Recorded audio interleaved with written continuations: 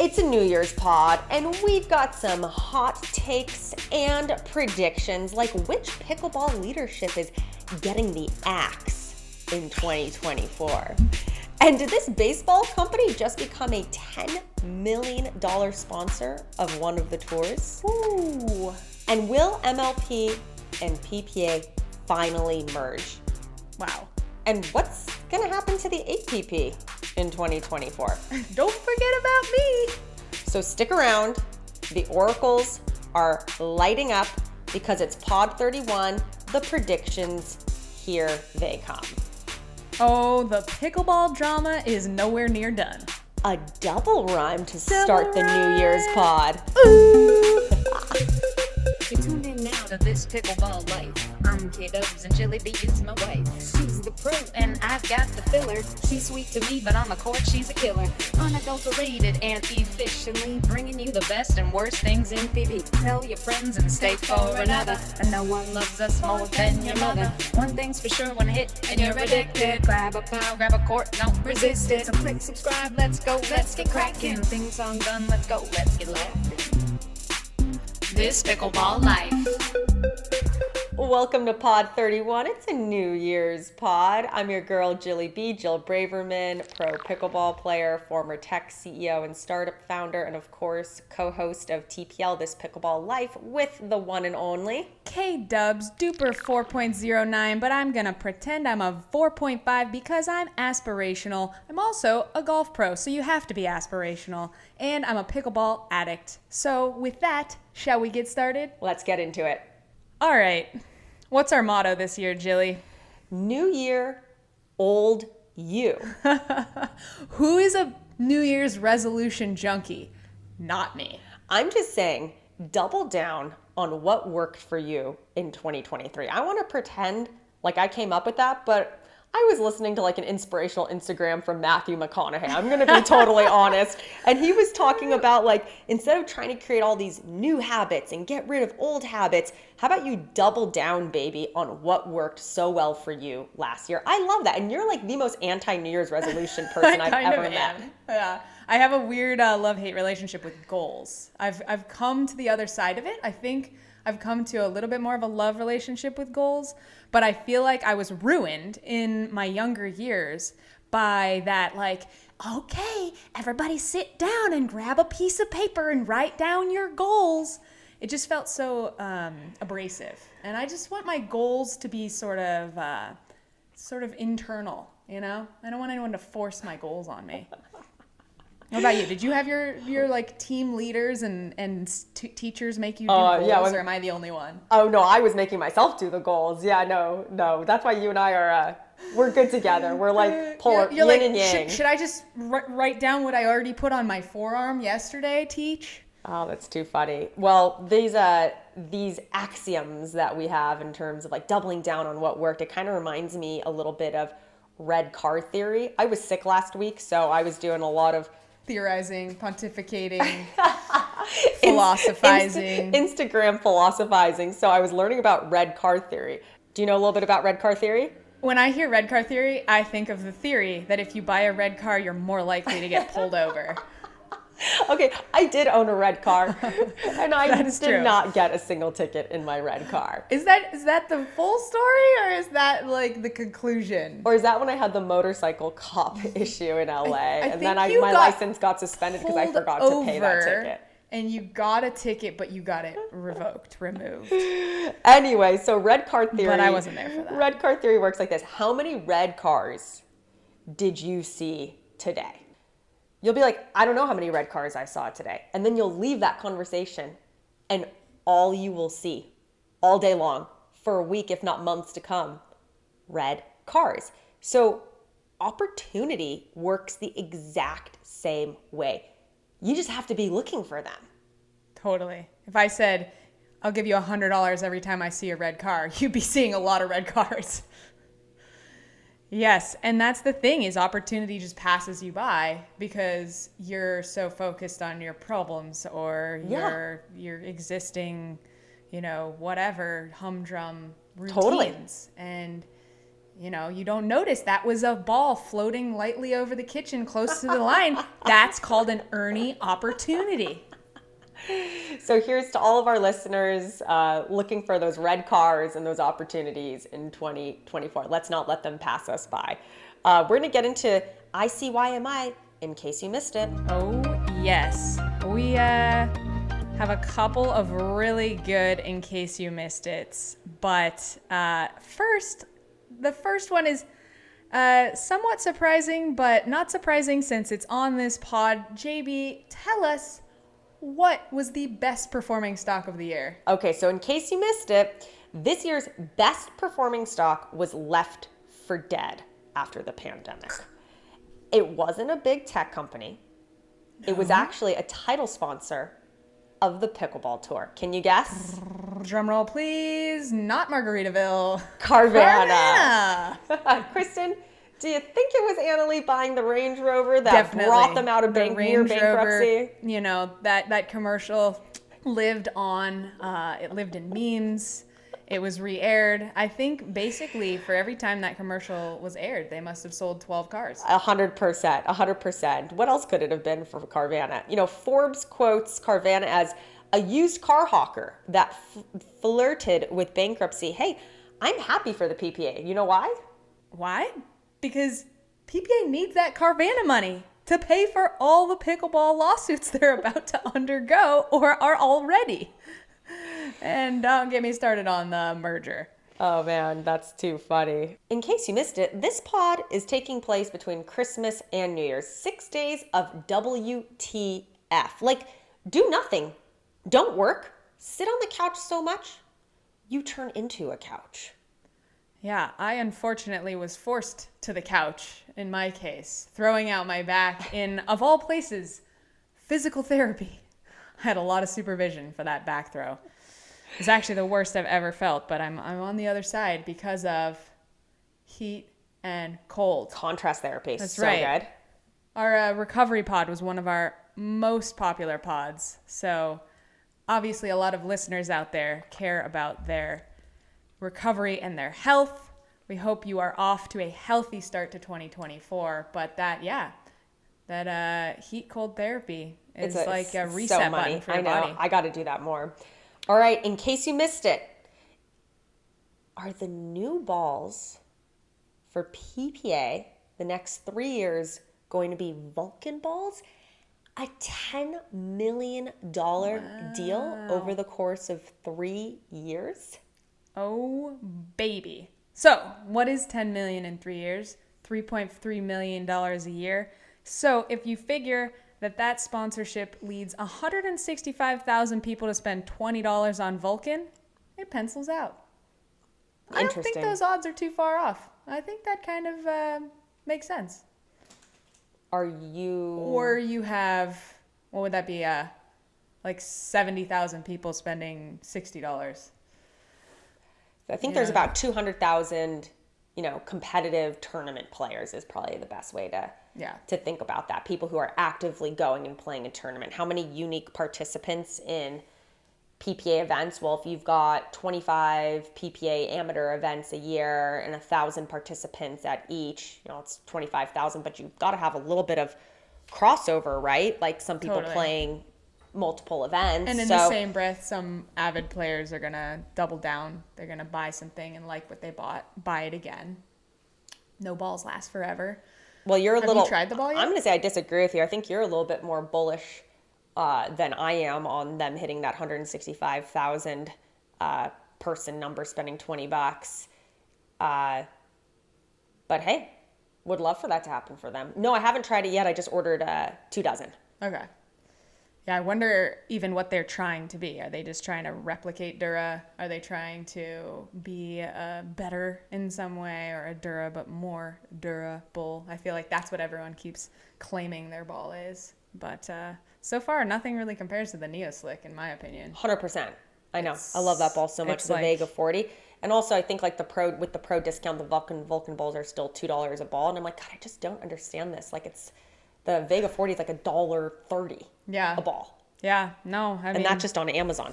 I guess I come from golf where balls are like $5 each. So everything seems cheap, but it adds up. You're like, shoot. We have one more in case you missed it. According to a very lengthy article in The Athletic, is pro tennis finally changing? And if so, it's thanks to a real players association. That's right. According to The Athletic, professional tennis is broken. Here's how to fix it is the title of the article. So why and how is change finally happening in tennis after 100 plus years of literal dysfunction? According to the article, you have external forces in the form of Saudi Arabia and the PTPA. That's the association, the Players Association led by Novak Djokovic, that you never had before. Does this sound familiar? Hello, Pickleball Player Collective. There's a reason leadership of pickleball hates that we're finally organizing. The article goes on to say the PTPA has grown into something the sport has never had. A viable and well-financed independent platform for players to attack the status quo. The men's and women's tours, the WTA and the ATP, have largely treated the PTPA as an outside agitator. In October, Steve Simon, the chief executive of the WTA Tour, refused to allow a PTPA representative to take part in a meeting between him and the top 20 players, more than half of whom are members of the PTPA, ironically enough. That is so weird. I mean, you already have 20 people in the room. Why not allow one more from the same organization? So Vasek Popisil, a veteran player from Canada and a founding member of the PTPA, said of the Grand Slams, a players' association is here now, and they understand that that's something that needs to be accepted.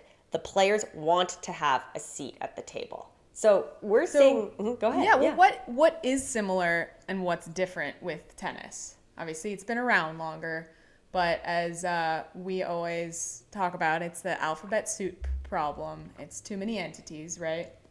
Do you feel like that is the same experience right now? That's why really the principal reason for the merger to happen between MLP and PPA is to avoid becoming the alphabet soup of tennis. So you have to imagine a world where they don't merge, right? There's more confusion with sponsors. Not all the best players are playing in the same place. Now let's imagine each one of those organizations creates their own ball or does it, different deals with ball companies. Then they create their own set of rules. Heck, maybe one of them or both of them create their own governing body. That's so not far off from a possibility. And then you blink and you're tennis. Yeah. And a lot of people just know the Grand Slams. And so what this article was basically outlining is that they would want actually to create more of a PGA Corn Ferry situation where you delineate these majors plus 10, and then the other tournaments are purposefully feeder events where Novak is not playing, and that leaves more room for upcoming players to make their mark and get themselves onto the bigger tour. You're nailing it. So the biggest marker of dysfunction in sports is a lack of a coherent pathway system. That's the easiest way to explain it. Meaning if you're a up and coming or a wannabe pro player right now in pickleball, where do you get noticed and how do you start? It's not super clear. Do you go play minor league pickleball? Do you play next gen on the APP? Do you try and qualify for pro events on the PPA? Do you play the PPA Futures Tour? Do you play on your college team? Do you play on your college team, your duper college team? So we're already right now in real time in pickleball seeing this non-unification of a coherent pathway system. Again, if MLP and PPA are able to consummate the merger, that will help a lot in unifying a pathway. And that's just so important. It's so important for the growth of the game. Yeah. That's what tennis has always lacked. And I think it should be a good lead by example for these players in pickleball to understand the impact of banding together and supporting each other. When one wins, we all win. And is evidenced by the top player in the world, Novak Djokovic, being the front runner and passionate about this collective. So really cool to see. Yeah, and I think we're going to talk a little bit about this too. Novak Djokovic being the number one player in the world, so easy for him to just take sweetheart deals put his tail between his legs and not care about the other players, kind of like a lot of our pickleball pro players. But he doesn't do that. And we'll talk more about that later. Yes, indeed. All right, so that was the In Case You Missed It section. I'm liking this new section. I like it too. It's a little bit different than what we're about to get into, our own personal catching up, but we want to make sure that our audience stays in the loop on all the things we think are important. So hopefully you agree. Let us know.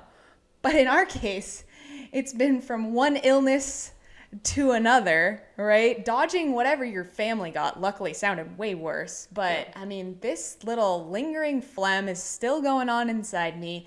After we got back from Mexico, Jill went through a doozy that she's still fighting off. I don't think it was COVID. I don't think it was a cold. I don't think it was the flu. I'm almost certain it was the Black Death. I'm bringing it back, y'all. And I went to CVS, but I couldn't find a test kit for the Black Death. So this would fall in line with you also believing you were patient 0 4 months before COVID-19. That is actually true. You had it like COVID July 19. It's true. And just as Kristin started to feel better from getting sick, she throws her back out in rehab. And I'm just curious, what does a knee and a back even have to do with each other in rehab? They're like 42 inches away from each other. Like, what were you doing? Yeah, well, I guess it comes back to the old brain spinal cord connect all system, you know? Everything is the back. Your arm, it's the back. Your leg, it's the back. Your toe, it's the back. And what our PT said yesterday was that because the back has so many nerves and so many connections going through, that it's especially susceptible to these kind of like nondescript back injury. And there's nothing really to do about it other than to keep moving in the ways you can move until you can move more without moving so hardcore or fast that you then bring more inflammation. Like you're training your brain to say, oh, I can do this now. Oh, look, I can bend over again. Oh, I can put my socks on like a big girl. Oh yeah, all I know is I'm so thankful you're feeling better, love of my life, because I am really tired of cleaning up the cat litter, really tired of doing the dishes, and it has been fun helping you put your pants on. That's been really just a cute, taking cute them little off moment. is easier, but putting them on is tough. No. Yep. But yep, kitty litter central. That's me. Aye, back in business. For me, yes, while I was sick, I was finalizing my teaching calendar for 2024. I'm only teaching a few times. I'm super pumped. Going to be doing at a private club in NorCal in June.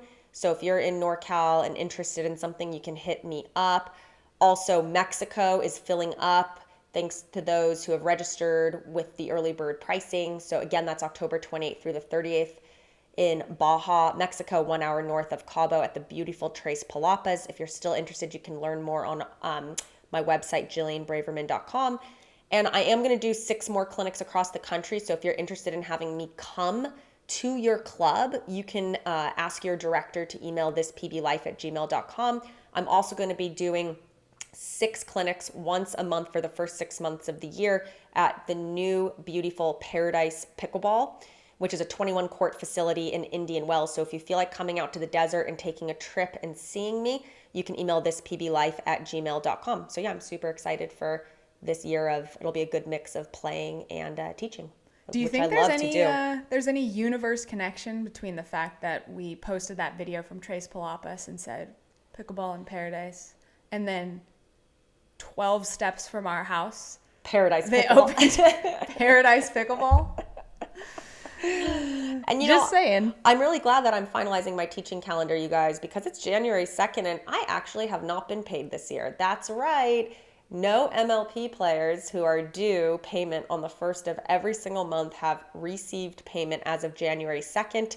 When we emailed our player services representative, we were told that MLP is confident in the merger closing soon. I think they've set the date of January 9th, 6 days from today. And they're confident that post-merger players will be paid. Kristin, what do you think about that? Yeah, all I can say is it's like, whose bank account is this coming out of? And they must be waiting for this to dust settle, dots cleared, signed off, so that that capital infusion of $20 million goes in and then goes out to the players. But as of now, still on the wait list. That's okay. It's not like these 103 players who are banking on that. You know, no one has mortgages or No one has families kids. No one has or any mouths to feed. responsibilities. Not It's all at all. good. Totally. Yeah. Totally. They'll We're be fine. We're fine. fine. All the players are millionaires, right? Yeah, totally.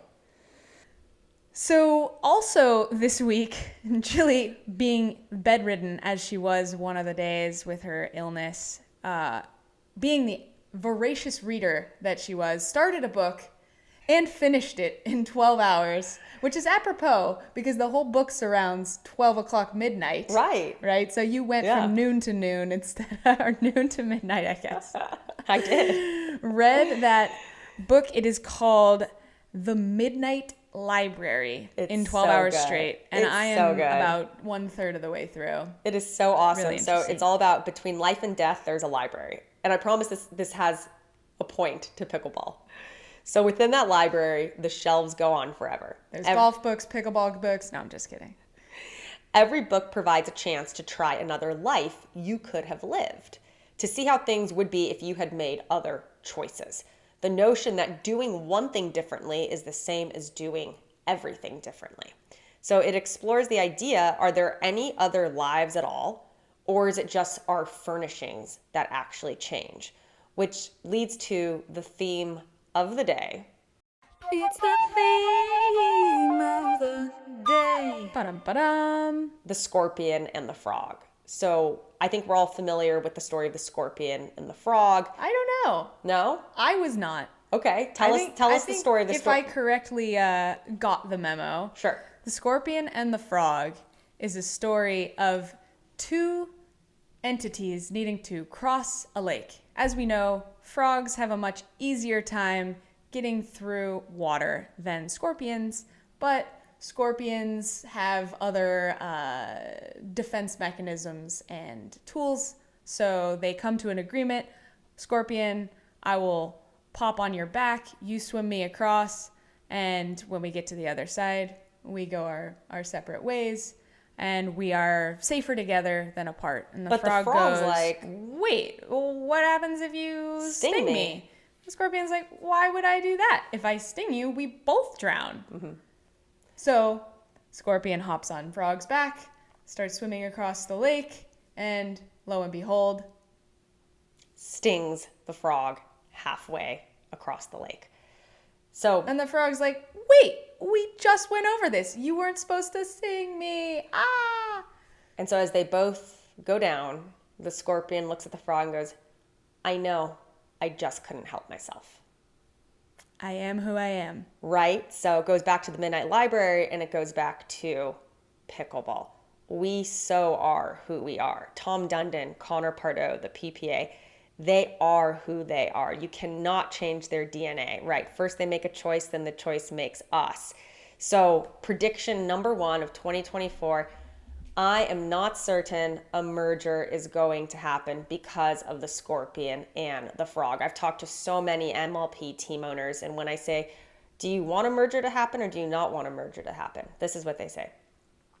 Well, we'd like a merger to happen, but under fair terms. What we've received in terms of contracts and red lines the past 2 weeks have not been fair. They've been materially different than what we've agreed to in principle verbally. These terms are not fair. So we want a fair merger, but a fair deal with Dundon isn't possible, right? This is what the team owners are texting me, writing me, emailing me. Again, because it's that scorpion and the frog. So I think everyone, including myself, wants a merger. People think I'm anti-merger. No, I think a merger with the right leadership in place, with the right terms for the employees of MLP, for the employees of PPA, for the players themselves, for the team owners, for the investors, for the sponsors, for the fans, makes sense. But It's a tough deal with that doesn't make these sense two doesn't make entities. sense. Yeah. Right. Yeah. I just keep wondering if every single year in the future of pickleball, we spend 6 months trying to make a merger happen and 6 months trying to rip each other's heads off. Maybe that's just the cycle of pickleball, the new norm. So prediction number 2, new leadership at the PPA and MLP. Is it possible? Can we clean house? Can we drain swamps? 100% house is getting cleaned. I mean, the weird thing is MLP's like kind of already clearing out or self-clearing. I don't know. So there already is a void that needs to be filled, obviously, with Brooks being gone and Steve previously being gone, and making sure that there's really clear and strong leadership there. I think there's national news that is about to break that will make the previous CNBC article look tame. Yeah. And I think there are going to be resignation letters 2 hours after that story breaks. We shall see. We shall see. So keep on the lookout for news. But it does beg the question: where are they? Where are these strong leaders in pickleball? Where are they going to come from? We know that there are smart people out in the world. Like, why does pickleball not have enough of them? Yeah, no, I think what I've thought a lot about is if the merger doesn't go through, who's there to run MLP? And, you've got all these incredibly, not just famous, but knowledgeable team owners. I mean, you've got Mark Lazary from the Milwaukee Bucks. You've got the DeVos family, Orlando Squeeze, and they're with the NBA Magic team. You've got Ross Chaffetz, Team Liquid Esports he's invested in. He's invested in Alpine F1. They've got Chaffetz Arena.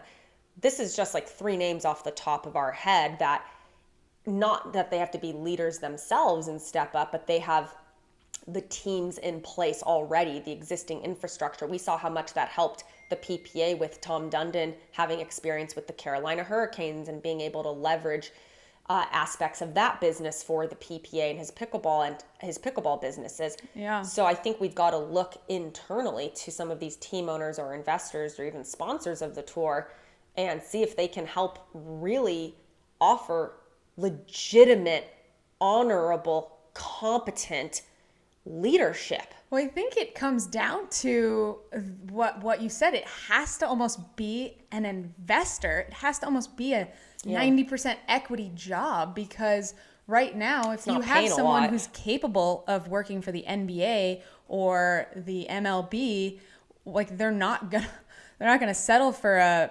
paycheck at MLP or PPA for less than $500,000. And if you think these players' salaries are out of whack, like they got to step up and be able to pay the equivalent salaries to get the equivalent talent, right? Otherwise, you're just going to get someone who's like volunteering and passionate, or they have enough stake, enough equity that they feel like it's going to be worth their weight. But so far, it hasn't been a very consistent leadership at MLP, and PPA has been consistently something. Please don't make me laugh like that. I'm going to pop a lung. I've got a tournament in a week. You are who you are.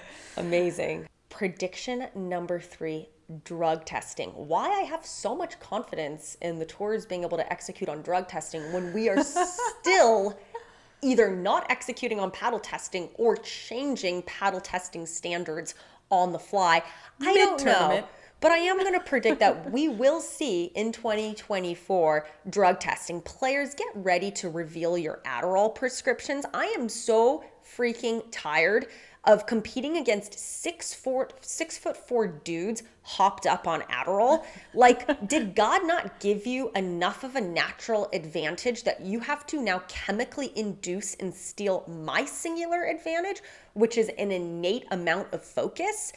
Yeah, I mean, I've just always been somewhat fascinated by the focus thing. Like, who's losing focus in the middle of an intense point at like 10-10? Where balls flying at your face 1,000,000 miles an hour. And that cheer, people always like, focus, focus. Like, focus? What? I don't need your reminder to Here's focus. how you know if someone has actually never played sports. They yell focus at you as advice. If you're yelling focus at your kids when they're competing, that's the wrong thing to be yelling. Pay attention. I don't know. I mean, maybe we're the exception. And everyone else in the world is like, yeah, I need help focusing on all things. Focus on my kids, focus on my work, focus on my pickleball. Why would it be any different? But I do feel like Adderall in sports, and this is not just pickleball, by the way. We just watched a documentary that talked about football players and basketball players. This is going across lots and lots of sports, but I think an Adderall prescription is now the new emotional support animal. Totally. It's like, I get nervous on flights. Can you write me a prescription? Oh my gosh. It is literally pro sports version of an emotional support animal. I absolutely love that. But since so many players are on it, even without prescriptions, and they're sharing them with each other like candy, I have been looking into, no, not an Adderall prescription, nootropics. So this notion that there are non-synthetic, so totally natural things you can put in your body to help you with mental clarity, acuity, focus, better sleep. Nootropics sounds like N-E-W spelled N-O-O. Nootropics.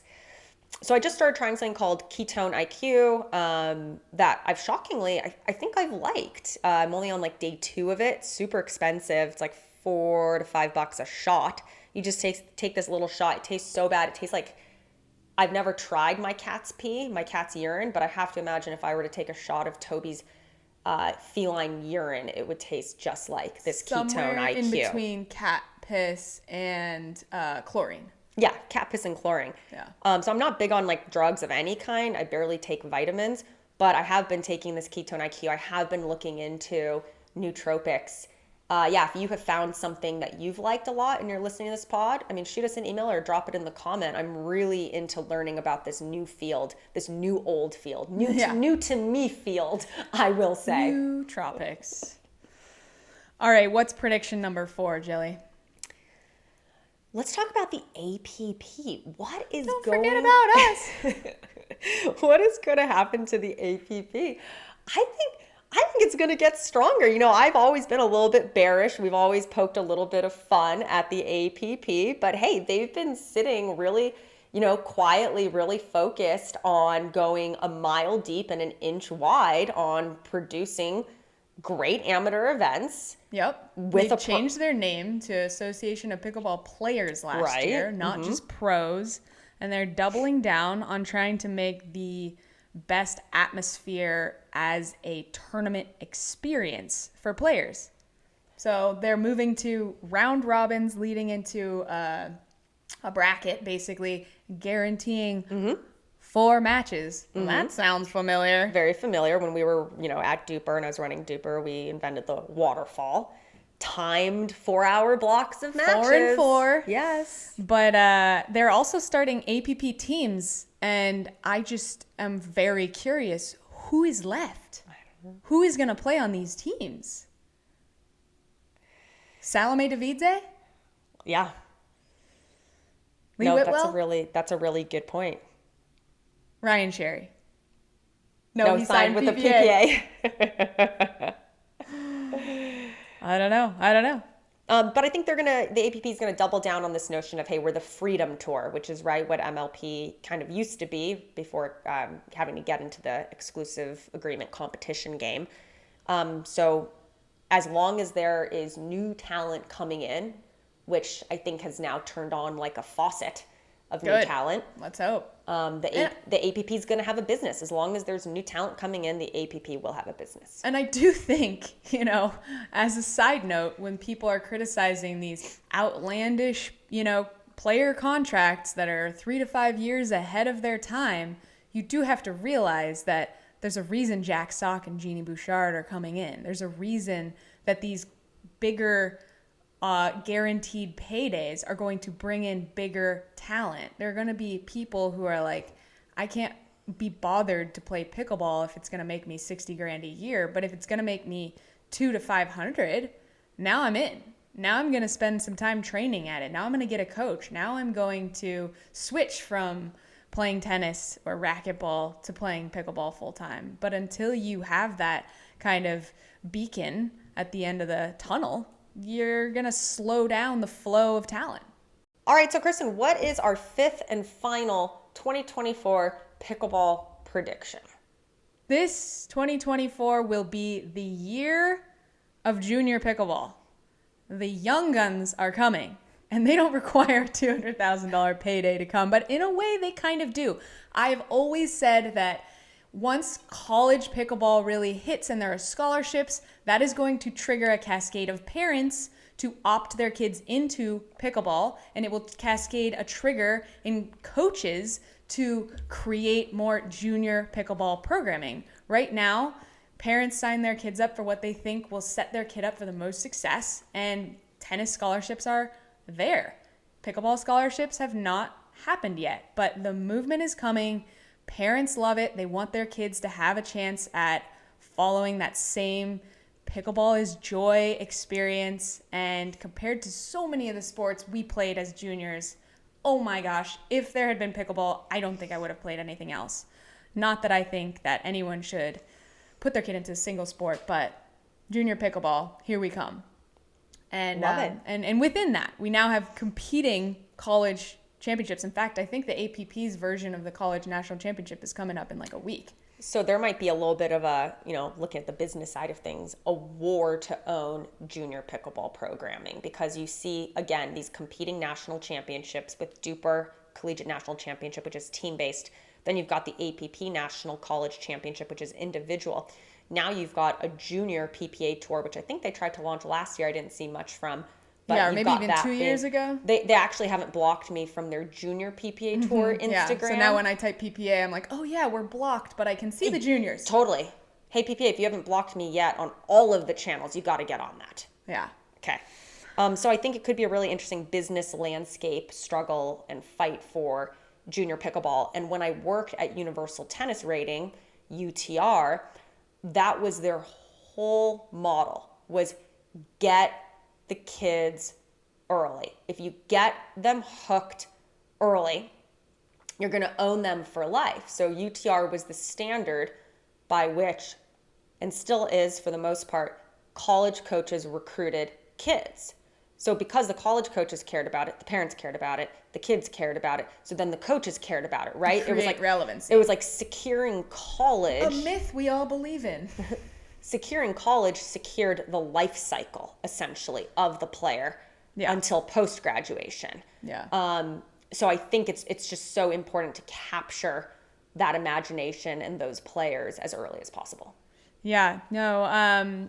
In golf, the AJGA was the penultimate, beacon of junior elite golf. But that didn't stop the IJGT and all these other entities from having their relevancy. And I do think it's tricky as juniors. You really just don't want to travel as much. You just don't, like, it's one national championship, big travel, and that's kind of like no parent wants to crisscross the country for their junior. But you did kind of crisscross the country. You're just lucky you're from Southern California, where in tennis you kind of have more access to sort of close events, but not everyone does. Some people live in New York, or they live in, Montana. They live in Washington. They're gonna hopefully create something in pickleball where you have that relevancy of Duper connecting everyone, so you can compare a kid who's crushing it in the regional stuff in Washington to a kid crushing it in Florida. But either way, I just think it's a wash. It's coming. It's a wave. Ride it. So those are our predictions, and we want to hear what yours are. So we are actually doing our biggest giveaway ever on this podcast. 10 for 10. 10 products to 10 different individuals. And all you have to do is subscribe on YouTube. That's right. If you're watching on YouTube, literally just hit that red button that says subscribe to Jilly B Pickleball and leave a comment with what prediction we just went over that you agree with, or give us your own prediction for 2024. That's right. That's all you have to do. We're giving away 10 different products. We're giving away Mizuno court shoes, Ruck solar packs, Vega 40 balls, Proband pain relief products. We're giving away Grooven paddles signed by yours truly, Hesicor grips, and Rainstorm energy drinks. It is the biggest giveaway ever. Wow, you do not want to miss that. So comment on your predictions, hit that subscribe button, and just for the record, after you comment, when you are a winner of one of our contests, we will reply to email us for further instructions. So after you do your comment, hex me, make it rain, pickleball is joy, be on the lookout inside your YouTube app for that little notification that Jilly B has written you back. And that is how you actually accept your prize. So be on the lookout in those notifications. We are talking to you, previous winners. We're going to take a quick break from Ruck. Ruck solar packs are 50% off right now. They extended their Black Friday and their Christmas discount to 50% off right now. Do we know when that's going to end, or that's just a TBD sometime in January? I think we've got one more week of amazing so get pricing. After it. The Ruck Pack is such a unique product. Staying charged all day long. Get that solar out in the sun, on the court, staying charged. You got to get your hands on one of these Ruck Packs. And now they're doing apparel too. All right, we've got some PPA, MLP scheduling updates. If you can call it that. I mean, they've released the schedule a couple weeks ago, but then they gave you a little bit more detail over the last week or so, that some of the events will be just Challenger, some will be just Premier, and then there will be a couple with all of them at once. I'm getting calls from Premier players as of last night saying, what's the schedule? There hasn't been a draft yet. When's the draft? We haven't been paid yet. Are we really going to be teaching, clinics as part of this developmental tour? What are the dates for that? Like, it just seems like players are so up in the air right now with the schedule. Yeah, I guess when they send you your first paycheck, they'll tell you when they want you to show up for work. I have a tournament next week. I am playing the Masters, you guys. So I'm playing with Jaume, Martinez, Vic, and mixed. I am playing women's singles, and then I was not going to play a third event because singles, right, is kind of a grind, and it's my first time back to singles. And I realized Christine Maddox is also a Pepperdine Wave. A Pepperdine Wave, played number 1, was an NCAA All-American. Also a tall blonde. Very strong. Probably hits the ball harder than any female I've ever seen. Also does Reiki. Yes. Should I go realized she was playing, and we've been meaning to play one, and I was like, do you want to play? And she's like, yeah, let's freaking play. So it just totally worked out really organically. I think she's been playing, training for 4 or 5 months. So she'll be pretty raw, which is great, because that's when you just kind of know what you're doing and kind of don't, and you just hit every ball as hard as you can, which is kind of where the game is going. So it's hey, if she doesn't want to dink, that's fine by me. And let's not forget that you and Jaume started in Atlanta, and he was 30% better every single day Totally. he played with you. So I think maybe you're just the secret ingredient. I think right now I'm in all 3 for qualifying, which is fascinating. So if you accepted a reduction, right, an MLP pay reduction, you get to play the main draw of the PPA. If you didn't, you're in qualifying despite all of the ranking points you may have accrued in the past couple of years. Yeah, check it out. You can see JW and Georgia are in the qualifying. So in my sister's exact words, as I was telling her this, she's 5,000 feet above it all looking down. She goes, how idiotic. Thank you, Natalie. Thank you, Natalie, for really drilling down to the SPP core perspective. Issue. So funny. Yeah, we will see who actually shows up.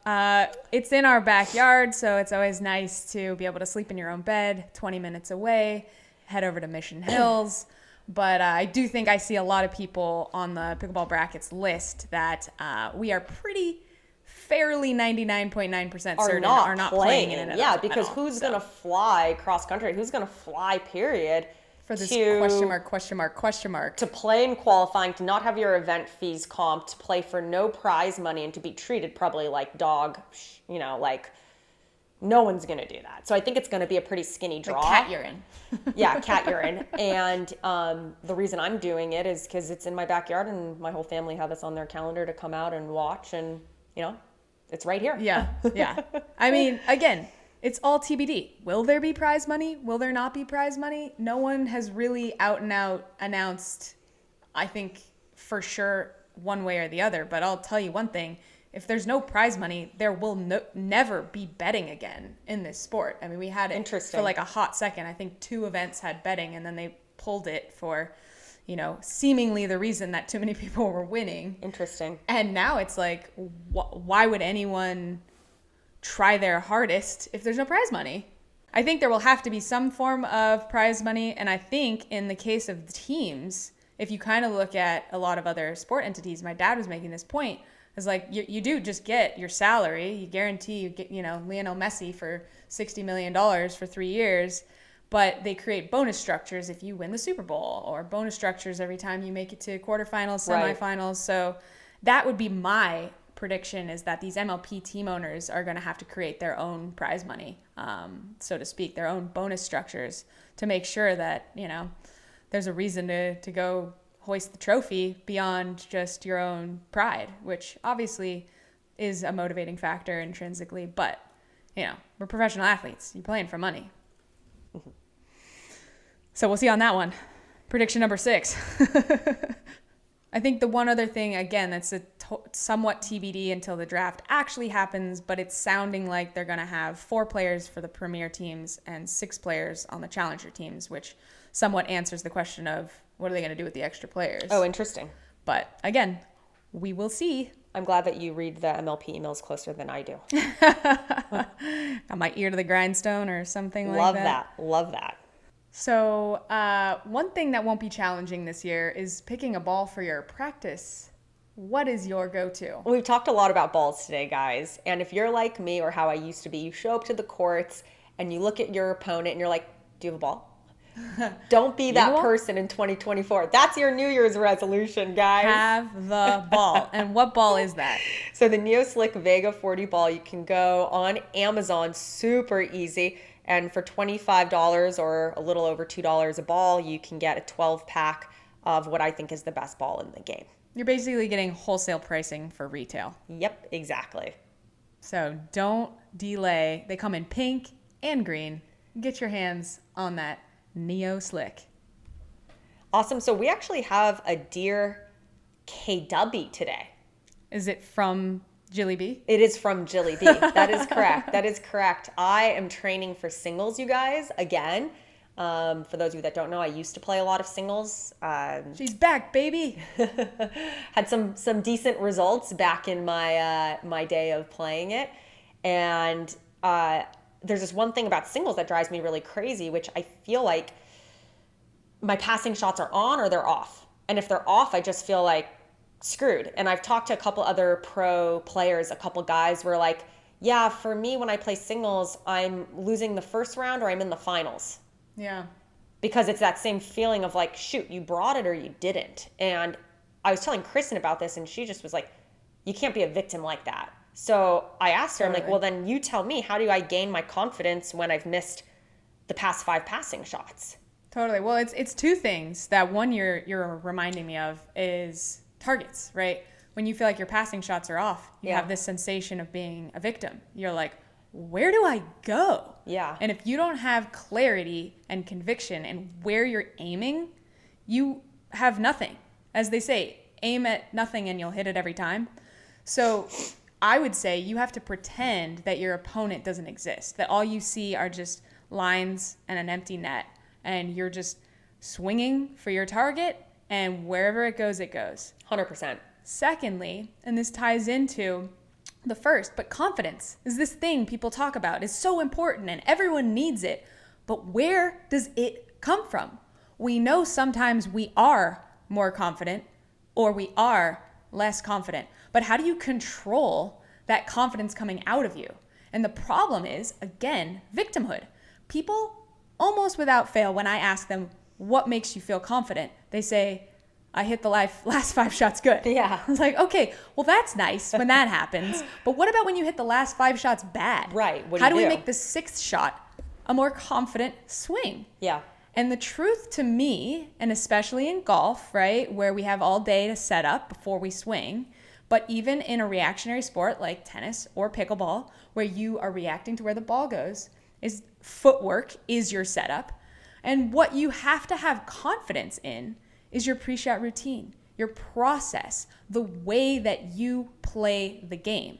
So if you have confidence that when someone has a weak backhand, you're just going to keep aiming for the backhand, knowing that that's your best bet. If you have confidence knowing that when you keep your feet underneath you and your footwork is good, your shots go where they're supposed to, that confidence will come back to you. Yeah. But the best and most confident, consistent players of any game are strong enough mentally to hit bad shots with that conviction and accept the results and not let that affect their next shot. I took a lot from what you coached me on the other day, and so I was playing singles yesterday. And my passing shots were off, and that's going to happen because I'm playing someone who's 6'4" here in the desert, and you have to be so precise. So I just said to myself, hey, let's stop looking at him, right? Let's just focus on our target. It's really hard, but you can do that. You can literally like erase the person mentally, right? The mental image, you can erase them. And I know you feel, Jill, like you've got to put it on the line because he's 6'4", but what if we just decreased our target precision by 20%? So be a little kinder to yourself, feel like you can hit it a little higher and a little less close to the line. Absolutely. And then I just started making the ball. And sometimes just making the ball, even if they get a paddle on it, is enough confidence to get you through and to pull out a win. Yeah. I think the mental physical connection in any sport always comes back to one major thing for me, and that is release.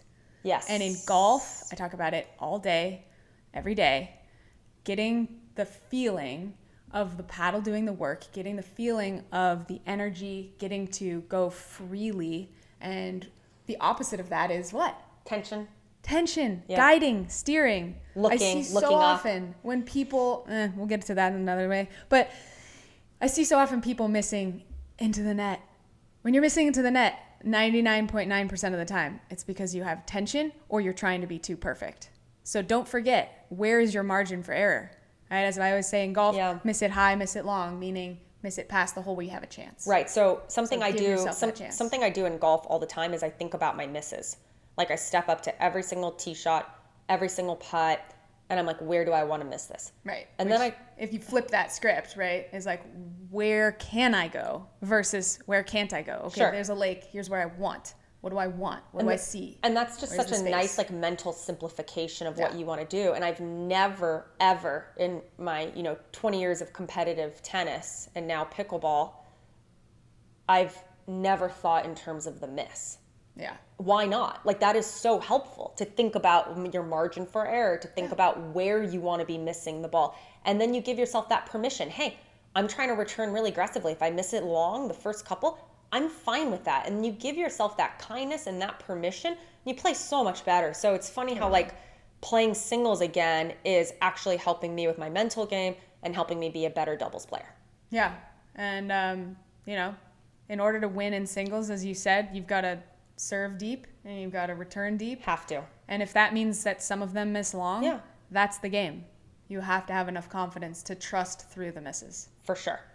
All right, if you guys liked the Dear KW more than the Dear Jilly B, I can't say I blame you. I did too. Don't forget, you can always write us thispblife@gmail.com with any questions that you have. We absolutely love to hear from you. A couple of you DM'd me on Instagram last week because I said if you did, I'd reply. I replied, Joy, love that pickleball is joy is also your slogan. So this pod is dedicated to you. Kristin, remind the listeners. And one last thing before we remind the listeners, in the same vein, our Pickleball is Joy winner is Margot9247. So Margot, check your notifications. And don't forget that pickleball is joy. Don't let anyone tell you differently. See you next week. We out. This Pickleball Life is a Tomahawk production, 100% organic, self-made, and homegrown. Music by K-Dubs. Editing by K-Dubs and Jilly B. Check out pbgods.com and use code PBLifers for 10% off your next order. Do you have a question for Jilly B? Email us at thispblife@gmail.com to be included in future episodes. Don't forget to click subscribe. This Pickleball Life.